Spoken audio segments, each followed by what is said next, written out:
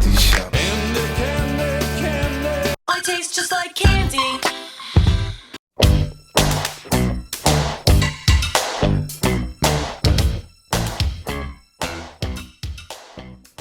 What's up, everybody? Welcome to Ask for Candy, where we talk about healing, self-care, love, sex, relationships, and what it takes to be amazing on the daily. Daily amazingness. Who knew? Who knew it was a thing? Who I am, I'm Candace Harper, lovecoach.com, and I help hard-working women and couples who have survived abuse be vibrant, alive, magnetic, and passionate while creating healthy, intimate relationships. Tonight, I'm coming to you from the fabulous Teaneck, New Jersey, where it's beautiful out here. I mean, you know, it's the fall, and if you're in the northeast of the United States, I know Armed Radio is global, so you could be anywhere in the world, but if you are in the northeast of the United States and the fall season is now happening, it's one of the most beautiful things when the leaves start to turn and they're all falling. And in Jersey, there's like tons and tons of deer, so I'm seeing deer all the time, which I absolutely love. I love the wildlife. We have lots of deer and squirrels and badgers and possums and all kinds of things running around. And it's just a beautiful, beautiful time of the year. Tonight, I just so happen to be in my Christmas look, which I did not plan. I'm just noticing now, because those of you who are on the audio, you can't see me. But those of you on the Facebook who can see me, I'm in like my red sweater. I got white curtains behind me. I'm looking very like bald Mrs. Santa. I don't know how that happened, but you know what? We roll with it. Anyway, yeah, it's beautiful here in Teaneck. It's the fall. And those of you who've been following along, you know that our theme all season long has been healing the mother-daughter relationship. And for a lot of the season, we were talking about mothers, daughters, or talking to mothers, daughters, healers, experts, and anyone who wanted to come on and sort of contribute in this conversation of healing. And so we've had some very, very nice conversations, but then I decided to just start flying solo with it because I started to feel like, I like this. I like this time, this intimate time that we get together. I like to be able to sort of, you know, interact with you, even though, you know, I did a couple things. I switched to my business page, and then I also decided to start doing the show alone. So, like, that took the live viewership way down on the Facebook. I don't know what's going on in Armed Radio. If you guys are out there, you're listening. Sometimes you email me, which is great. I love that. You know, but I have no idea what's going on. I know people are watching later, which is perfectly fine. But the idea of doing this on my own and flying solo is just, you know, being in a space of, if people want to talk to me, if they want to have a conversation with any of the topics that I'm talking about, then they're perfectly welcome to do that. And if they don't, that's okay too. That's the power of social media and technology, is that you can always come back and, you know, check it out later and, you know, see if anything resonates with you, if you want to take any nuggets home with you. Monday night is the night I usually go live, but because of the power and the fantasticness of technology, I am accessible to you all week long. So yeah, tonight I'm flying solo to talk about the power of self-definition and also the 5 steps that you, I, or anybody can take to be self-defined and to make sort of transitions into happiness and self-confidence and inner peace and all of that stuff that we really enjoy, that we really want. And I do believe that that stuff comes through the ability to become self-defined. And you can do that without having to overhaul your entire life. I think a lot of times people resist the personal growth conversation and maybe resist transformation a little bit because sometimes it does feel like you have to change everything. And I won't lie and say that sometimes everything does change. When you decide to grow and change, yes, your life will change. You know, like people will move in and out of it. Usually it's the people that are no good for you that will go ahead and move out of your life. And you'll have new people come in who are good for you. And, you know, your job might change. Your relationships might change. You know, when we decide to grow, that's what happens, because that's what life is. Life is growth and change and evolution. And I know sometimes we want to resist it, and sometimes we feel like it's going to be hard, but it's only hard if we fight it. Change is difficult because we resist it and we fight it and we don't want it to happen. So, you know, that's why we have this conversation, because We don't want it to be difficult. We want to actually be able to go with the flow of life and surrender into the flow of life. So, like I said, tonight I'm going to be talking about 5 steps you can take to be self-defined and make transitions into happiness without throwing your life into upheaval. And a lot of what I'm talking about tonight is going to be in my upcoming book. I'm Not Mad, But She's Still Crazy, Getting Right with Mom for the Sake of My Love Life. You know, I mentioned the book last week and probably some other weeks before. The book is going to be coming out soon. So what I've been doing is sort of like sharing with you guys some, larger snippets of the content of the book, just so you could kind of check it out and see if it's something to your liking, something you might be interested in. I really think that if you have a dysfunctional mother-daughter relationship, and whether you're the mother or the daughter, you will benefit from what I am putting in this book. I benefited from it, and so, I feel obligated as a woman, as a coach, as someone who is committed to my own radical self-acceptance and growth, to share what my experience was and what I experienced with a lot of my clients. So that's all that's about. So last night at the Prudential Center, I saw Michelle Obama, which was an amazing experience. I don't care what your politics are. She's a classy lady. She's got a lot of wise nuggets to share. This is not a political show, so I'm not going to talk about the politics at all. She, as a woman, she just had a lot of really moving, transformational things to share and to say. And it was a great experience. Now, if you're watching live or listening live on Armed Radio, or if you watch later and you stick around until the end, I'm going to share with you one of the major nuggets that Michelle Obama dropped last night at the Prudential Center that stuck with me. I mean, I know for everybody, different things resonate with you, but this was one that really, really stuck with me. So like I said, I'm CandiceHarperLoveCoach.com. My talent is conversation, my passion is personal growth, and my purpose is to teach and inspire radical self-acceptance in myself and others so that we can all have our best possible love life. That's my overall goal right here. And that is why this is a conversation. We're not here to hand down a bunch of dating and relationship rules or rights and wrongs. Those of you who are of a certain age, you remember that book, The Rules, that came out, I want to say like in the 90s.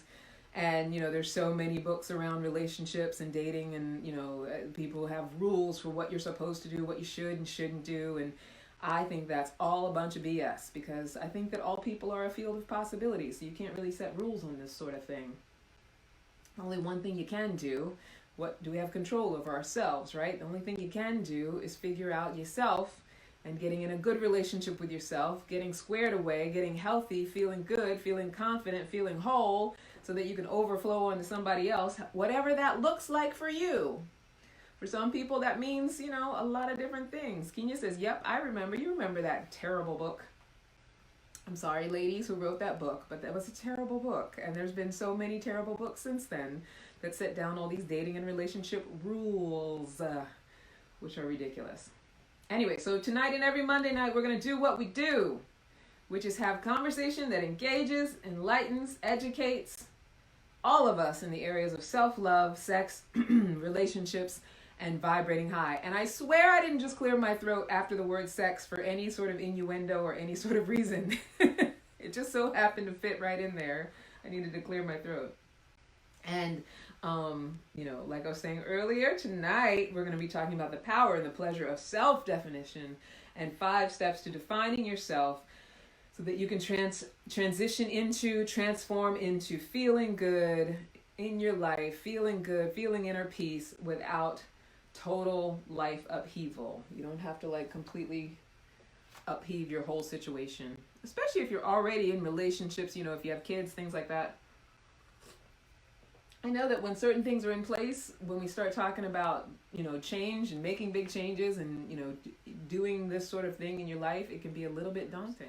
But because I feel like it's important to always sort of get on the same page about things so that we're, we know we're all talking about the same thing, or, we know that we're sort of defining things the same way or framing it the same way.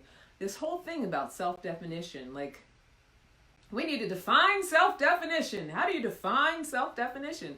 Well, let's define it right now. I can tell you what I think it's not. Kenya, since you're on the live, if you want to say anything about what you think self-definition is not. We're going to start with what it is not, and then I'm going to talk about what it is in the context of this conversation. No one out there who's listening has to agree with me, but for the context of what I'm talking about here, this conversation, we're just going to set down some context, some ideas of, so that we know we're talking about the same thing, so that if we do disagree about it, which is totally perfectly invited and fine, that we're not disagreeing about what we're talking about in the sense of, that we're on completely different planes. We just may differ in how we approach whatever it is we're talking about. So self-definition, what it isn't, for the context of this conversation, it is not rebelling or trying hard to rebel against something. To define yourself is not being attached to not being like something else. So what I find a lot in the conversation of healing the mother-daughter relationship is a lot of times an abused daughter wants to do everything she can to not be like her mother. And, in the way that she lives her life, the way that she dresses, the way that she looks, the way that she raises her children, this is not what self-definition is. This rebellion thing where you're resisting and you're attached to not being someone or not being something, that is not what self-definition is in the context of this conversation. And it actually, we could do a whole nother show on why it doesn't work. But the second thing is trying hard to conform with something. So the rebelling or the conforming. So if you, I'm sure that most of you are of an age where you've been to high school. If you've even been to high school, you know what conforming is. And even far beyond high school age, a lot of us end up in situations where we start to conform. So conforming is the same thing as rebelling. It's just on the opposite end of the actions. So if I'm trying very hard to be like, whether it's the neighborhood that I live in, how how sometimes you'll go into a neighborhood and all the wives look the same. Everybody has long, straight blonde hair. Everybody's a size 2, and there's very few people who break the norm. So there, when you have groups of people, there, sometimes the psychology is a conformist psychology. So that clearly, obviously, is not self-definition in the context of what we're talking about. What we do to ourselves from the outside in. So, whether it's that you shave your head or you have a lot of tattoos or how you dress or, all of those things are not self-definition. They can support you in expressing who you choose to be, but we don't define ourselves by what we look like on the inside. It's that cliche, like you don't judge a book by its cover. So when we're talking about self-definition and how it can transform and work in your life, what we're not talking about is what you do to your external and what you do on the outside of yourself. And like Kenya said, taking on someone else's idea of who we are. So a lot of times we do this subconsciously. And, I grew up with a mother who assigned certain things to me and my siblings. So you're the one who's good at this, you're the one who's good at that, you're the one who can do that, you're not so good at that, this is not for you, this is you, this is not you. And a lot of parents, I think, do that with their children. And it's, I don't think it's it's an innocent thing. Like, it's like, oh, I see these certain traits in you, so I'm going to cast this label on you. And so a lot of times we take on that label and that becomes sort of our life's trajectory. Like, oh, well, I think I talked about it a couple weeks ago where my mother was like, you're creative, but you're not good at math. Or I talked about it on some other podcast. You're creative, you're not good at math. So, and in taking on that label, that was kind of how I steered my life for a long time. Oh, I'm the creative one. I can't do math. That's not my thing. And, and that showed up in how I approached math classes in college and, even how I deal with money or, when it comes to having to do that sort of thing. I have this set of beliefs that has it be a certain way in my life when in fact, a different, as I change my beliefs, I have a different experience with how I approach being able to be good at math.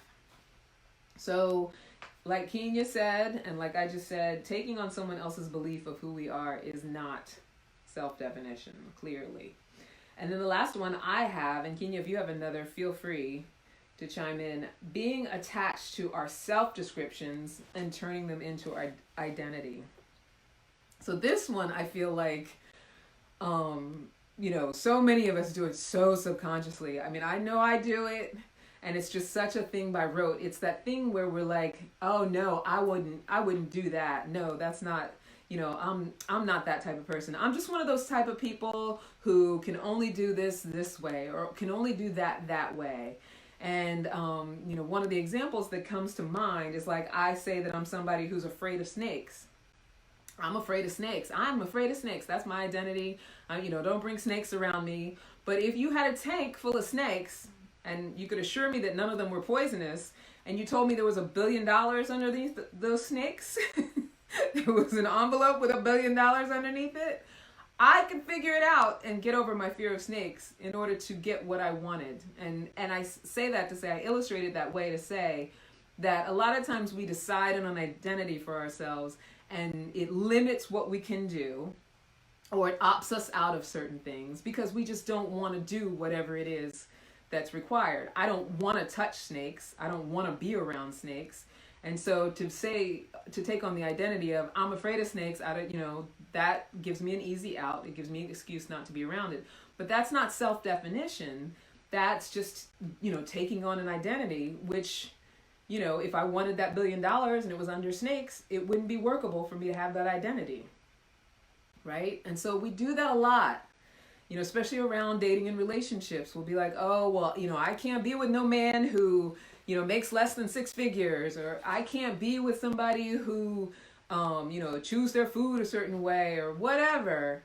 But then all of that stuff goes away if there's something about them that has a higher stake and is more attractive, to us, or meets some other need that we want to have met, we can get over it. But if that person, we're not attracted to that person, we'll find any little thing we can, and we'll take that on as like, that's just who I am. I can't have that. Kenya says, I'm so guilty of that. I've told myself and others that I'm a certain type of person, and I've been living up to that persona.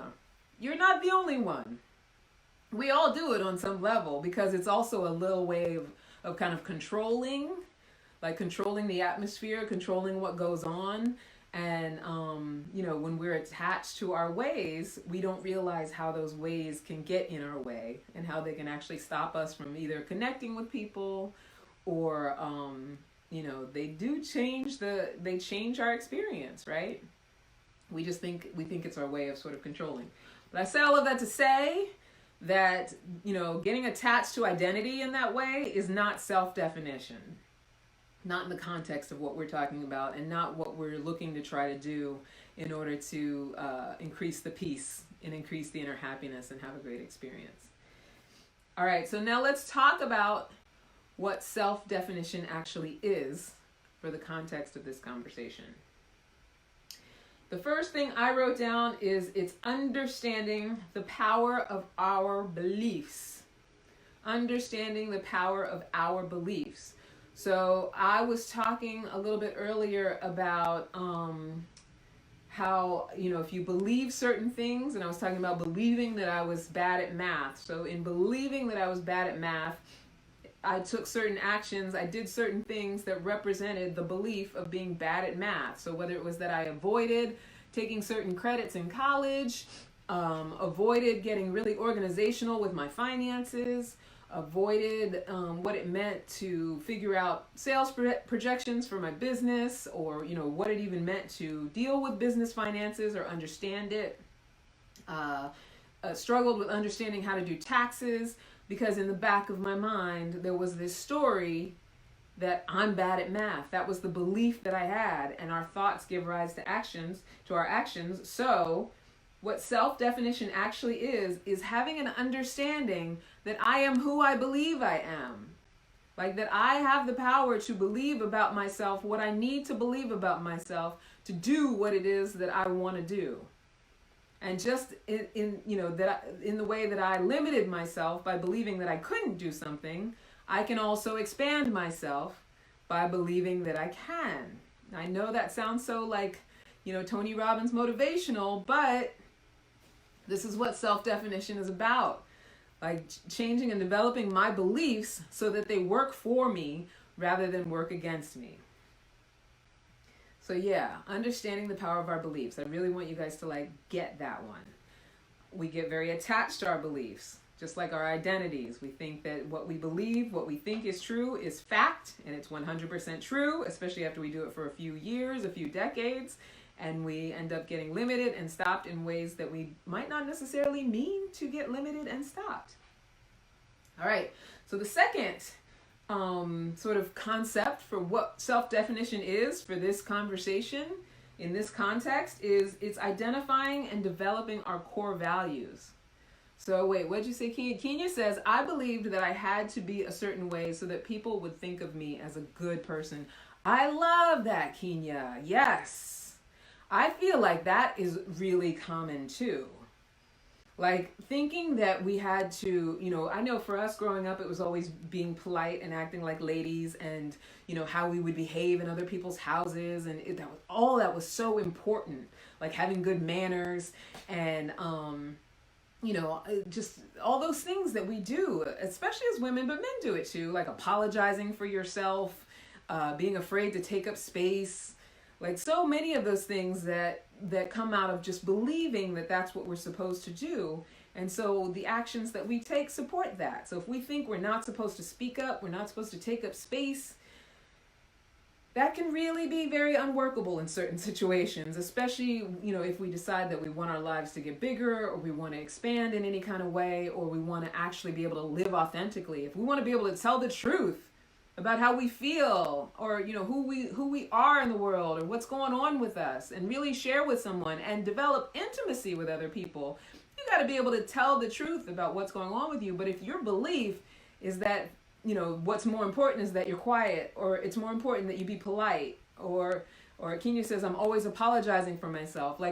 Exactly. Like if that's what we believe we're supposed to do, that's really going to get in the way of, being able to show up like you want to show up and be authentic and be honest and be outspoken and be a stand for yourself. Right. So yeah, that's a big part of self-definition is understanding the power of your beliefs and understanding how our beliefs give rise to our actions. That way you can change your beliefs when you need to make them work for you rather than against you. The next is identifying and developing our core values. So yeah, identifying, developing your core values. Like what is truly important to you as a human being? What are things that align with who you say you want to be? For some people, it's family. Like if I'm someone who's like, I know that I want to raise a brood of great children who do great things in the world, and I'm aligned with that. I'm purposeful about that.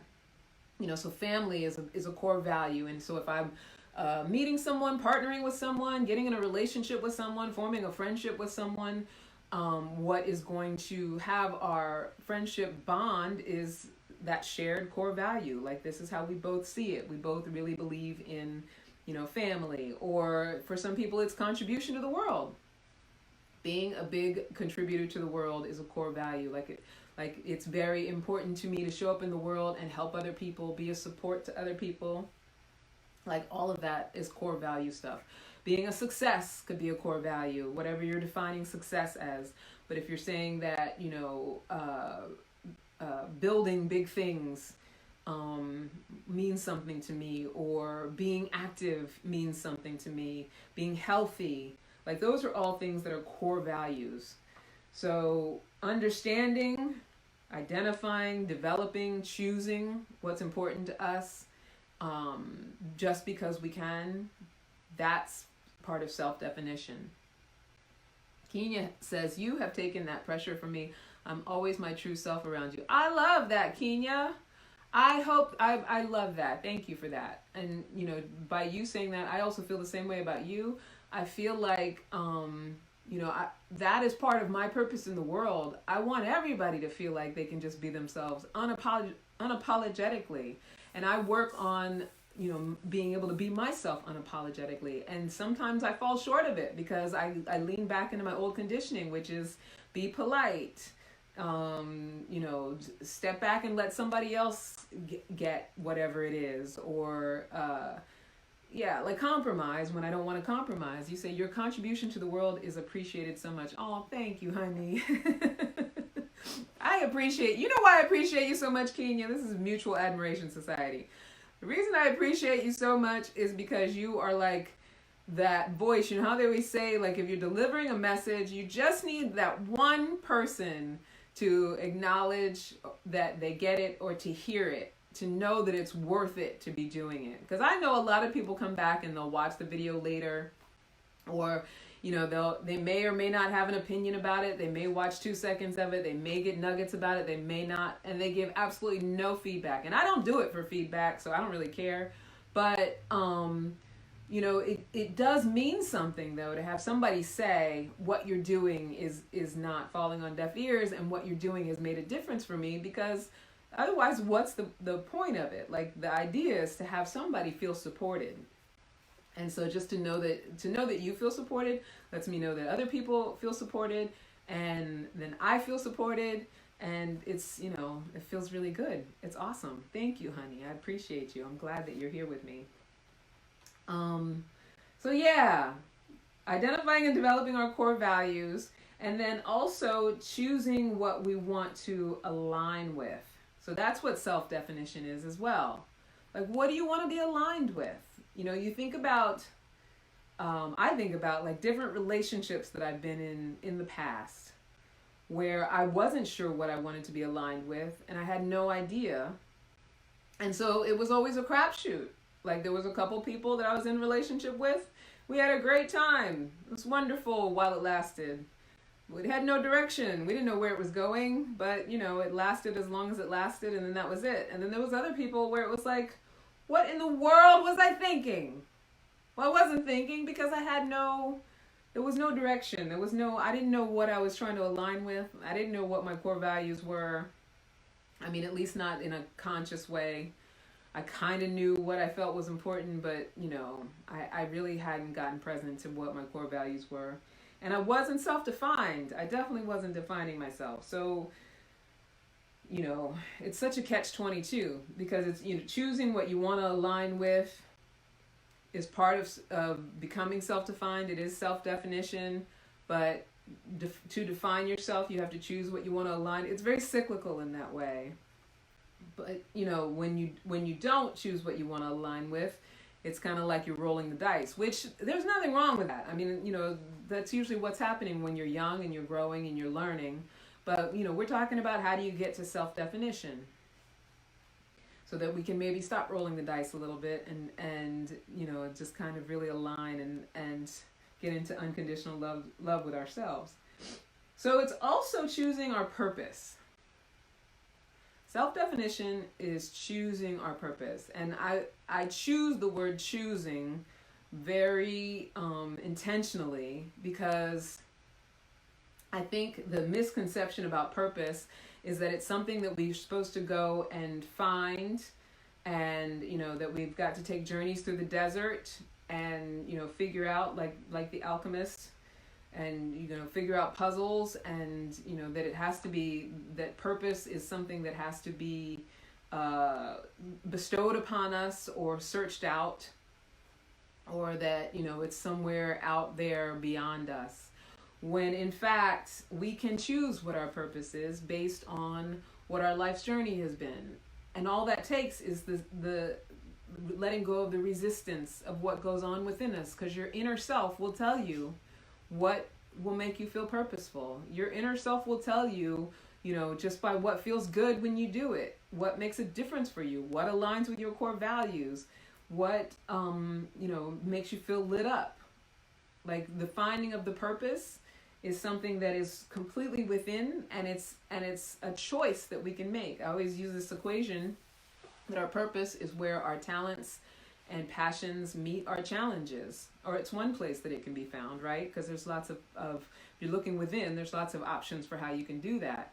So I know that I am a talented conversationalist. I'm talented at connecting people together. I'm talented at keeping a social situation going, or hostessing people, or setting up some sort of atmosphere or event. And I'm passionate about connecting with people. I'm passionate about supporting people in what they want to do, and helping people get to the heart of whatever's going on with them. I'm very passionate about that. And one of my biggest challenges was being able to connect with people in a way that they could see that in me, and that I could see things in them, and we could develop intimacy and develop healthy relationships. So in being on my own journey of learning how to do that, and overcoming the past that was stopping me from doing that, I got to discover that I feel most purposeful when I'm helping other people also overcome that challenge. And so I chose this as my purpose. Now there's other grander purposes in life, right? So it's like organ donation, things like that we don't necessarily have control over. Sometimes we are purposeful in ways that we don't even know. And there's things that we do that cause shifts and changes and big things in other people's lives that, and we don't even know. We have no idea the amount of change that we're affecting.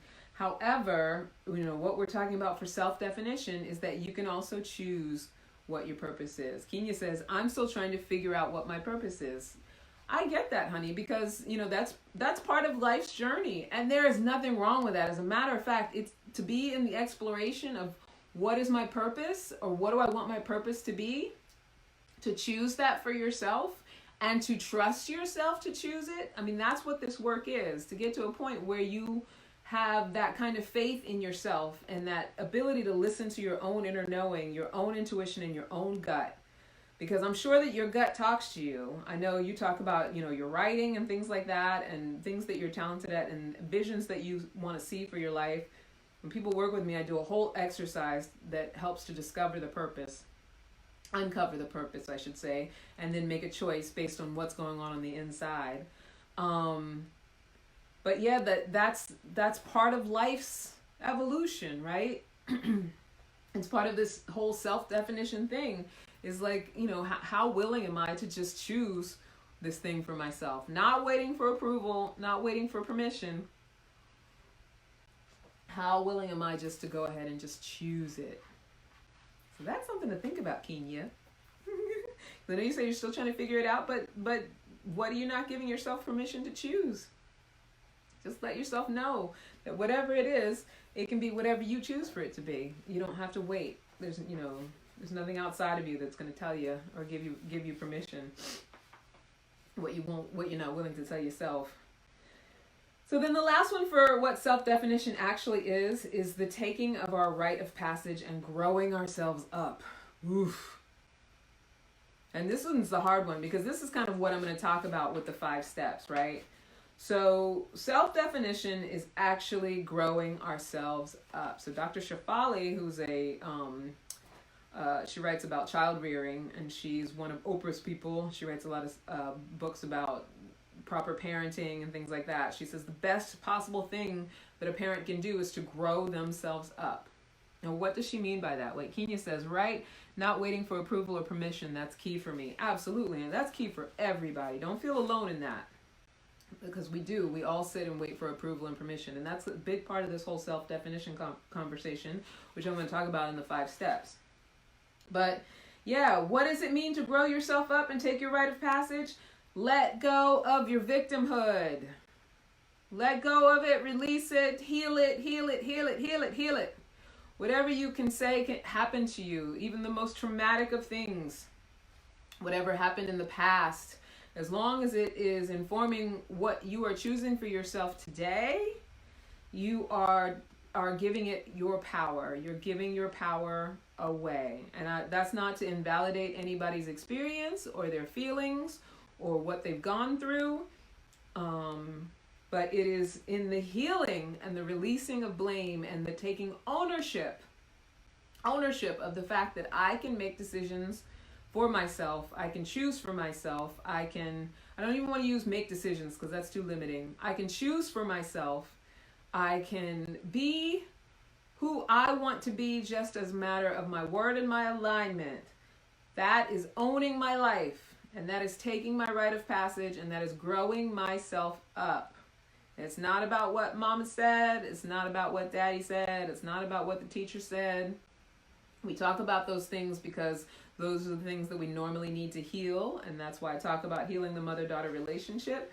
But the rite of passage and the growing ourselves up is all about getting out of a blame story. So, you can't say, well, my mom was a drug addict, so that is why now in my life I can't have any of the things that I want in life, or I don't know how to believe in myself. It may be true that you don't know how to believe in yourself because your mother was a drug addict and didn't teach you, but now you have an opportunity to learn how to believe in yourself. Right? Going forward, you have an opportunity to develop a new set of beliefs. I'm not saying this like it's an easy peasy light switch and it's nothing and you don't have to go through your process and all of that. But the openness and the willingness to know that you can take ownership if you're willing to do it, willing to go through the process, is what has you have a different experience. Right? And so that's what these 5 steps are about. And we're already at 8:44. Did I talk that much? Damn, I talk a lot. I can't help it. I love it. Anyway, side note, before I get into the process about the 5 steps, I started vlogging, which I did years ago, and then I kind of stopped. Wait, Kenya says, I hear you. I'm healing from being a victim. It's baby steps, but it's coming along. That's all it has to do, honey, is come along at your own pace. And in awareness, as long as you're aware, and we all have a victim story, and we can all lean on it. I lean on my victim story sometimes. I'm like, just my whole thing about math. My mama told me I wasn't good at math, and that's why it's so hard for me to get my money right. Like, that's a victim story. That's a story that it's like, no, you're of an age where you can grow yourself up around it. You can believe something new and have a new experience with it, and that's what I've had to do. But it takes practice. It takes hard practice. So, just keep in mind, you still want to love and be gentle with yourself. You still want to give yourself the space to grow through it. But you got to do it if you want to have a different experience, right? It's willingness. That's all good, but you got to do it if you want to have a different experience. I don't know if you guys just noticed the light change. I thought something was going on. I got a heater behind me that's heating the back of my dome, which is nice. But then the light changed and I was like, oh shit, are the curtains on fire? No, the curtains are not on fire. Anyway, I digress. So now I got to do what I always do because I talk too much, is crunch in these last 5 steps of how we can become self-defined. And Kenya, if you hear anything in it and you want to stop me, go ahead. And Kenya said you did talk that much. I can't help it. Because what it do is why I podcast. Because if I didn't podcast, just imagine I have friends that I talk to. When I talk to my friends, it's like I'm fire hosing them. And then I spend most of the day trying to create content and stuff like that. And I'm alone a lot. And I don't have a dog no more. I don't have nobody to do all this talking with. So, whatever. I end up fire hosing you guys, those of you who come and listen to the podcast. Anyway, so the 5 steps to become self-defined. Step number 1, we got to feel and we got to process that pain. So I was talking about letting go of that victim story. The only way to let go of the victim story is to feel and process the pain and the trauma. And I know that sounds so scary and frightening. And that's why people do drugs and they drink and they, shop too much and get in bad relationships and, try to distract and do everything else. And some people, they do it on the healing journey. They're, at every ashram and they're, getting things done to their body and poking holes in themselves and listening to shaman and, sweating it out in a lodge and smoking it and doing whatever they possibly can to take care of this pain and have something else take it away, whether it's something I put in me or have done to me or whatever. When in fact, we are human beings. And so everybody's so afraid that by feeling their pain and feeling their feelings that they're going to be a victim. And what makes us a victim is not the willingness to feel our pain. It's the willingness it's when we won't let go of our pain. So when you try to stuff it down, hang on to it, hang on to that resentment, hang on to that blame, rather than let the feelings process out, that's what makes us a victim. because we stay in that story of having the pain. Kenya says it is so necessary to do that. Face the pain and process it and let the healing begin. Exactly. It's cliche, it's rhymey, which some people like a rhymey personal growth coach, but feel it to heal it. You got to feel it. You got to admit it. You got to admit that it happened. I know so many people who've been through trauma and been through pain, and just the very speaking of it. And in a safe space, obviously, like whether it's with a professional or a growth community or people who will care about you and not have emotional stake or won't judge you or, have something harsh around it or don't know what to do with it. You want to speak your shit in a safe space. You want to share it. You want to allow it. You want to let it run its course. Cry those tears, people. We don't want to cry those tears because we think that's what makes us a victim. No, it's the uncried tears that make us a victim, because it turns into anger and, crazy spurts of rage, and then, all kinds of problems compiled on problems that we then want to blame on someone else, blame on someone else's behavior. Kenya says, it is so necessary to do that, face the pain. I learned that from dealing with narcissistic people. Absolutely. And here's the thing about dealing with narcissistic people. When we don't process our pain behind that, we also become narcissistic people, because part of being narcissists are victims. Narcissists think that it's the external world's fault. Narcissists do not take responsibility or ownership over anything. If something is wrong, it's the external world that is at fault. So that's why abusers or abused people become abusers, because if we don't heal our victim story, we become narcissists. We start to feel like it's the world's responsibility, it's the world's fault to, make it better, to make the change, to make a different experience for us. So yeah, let it run its course. Feel it rather than fearing it. You are strong enough for your pain. You are strong enough to get through it.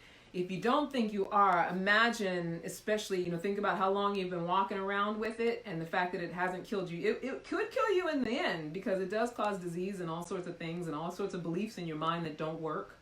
But if you've been walking around with it for this long, imagine if you just let yourself process it. If you let yourself process it, it's not going to take you down. If you keep holding on to it, you're going to be fighting with it your whole life, or as long as you hold on to it. I'm soapboxing now, y'all. Now I got to go faster because I still got 4 more steps. Number 2, forgive the past so that we can release our victim identity. So now you've felt your pain. You've allowed it. You've processed it. You're feeling it to heal it, right? So now you got to be willing to forgive it.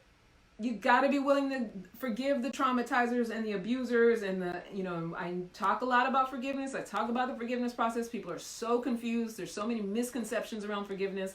It's not about pretending like nothing happened, invalidating your feelings, and acting like you live in a Norman Rockwell painting. That's not what forgiveness is. You've been sold a bill of goods if that's what you still believe that it is, and if you're still resenting it or resisting it because of that. Forgiveness is about taking ownership about the choices that we make after we've been traumatized that keep us traumatized over and over and over again, long after the abuser has either moved out of our lives or has moved on, or life has changed and we're not still in the same situation. So what forgiveness is it's taking hold of that. It's taking hold of those decisions that we made, those choices that we made, and it's understanding that we can change our thoughts and beliefs around it and make them workable as opposed to not workable. Sorry, I'm fire hosing you, but I'm running out of time. And it's a whole process, which I can do a whole show about what forgiveness really is. Number 3, choose what's most important to you. Remember, we were talking about core values earlier. So this is the number 3 step in becoming self-defined. Once you've let all that past shit go, once you are out of that victim story, or you are at least practicing being out of your victim story, you can start focusing on what does work for you, what really is there for you, what really makes a difference in your life. Kenya says, keep going. Thank you, Mama. You get to really start to focus on, what you want to build and, who you want to be in this world, regardless of whatever happened in the past. Because everybody's got some shit. Don't look at somebody else and be like, oh, they got all that stuff because they didn't have to deal with whatever.